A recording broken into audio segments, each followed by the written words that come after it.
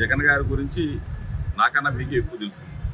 ఈ రాష్ట్రంలో మొత్తం ప్రజలందరూ కూడా ఏ విధంగా మేలు చేస్తున్నాం, జగన్మోహన్ రెడ్డి గారు రాకముందు ఏ విధంగా ఉంది, జగన్మోహన్ రెడ్డి గారు వచ్చిన తర్వాత ప్రతి ఇంట్లో ఏ విధంగా మంచి జరుగుతుందని మాకన్నా మీరే ఎక్కువ గ్రామాల్లో ఉంటారు కానీ తెలుసు.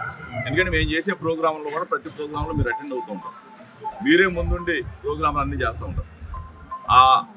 మీ మీద ప్రేమ అభిమానం ముఖ్యమంత్రి గారికి ఉన్నాయి. తప్పనిసరిగా మీ తరఫున నేను మాట్లాడతా.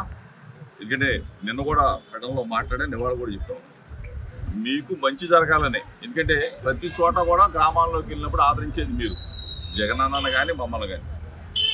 ఇంతకు ముందు ఉన్న రోజుల్లో మనం అంటే ఉద్యోగం రాకముందు ఉన్న పరిస్థితి, ఒకసారి మనం ఉద్యోగంలో చేరితే బాగుండు అని చెప్పేసి మనం అందరం కూడా కళ్ళగంటాం, అవునా కదా?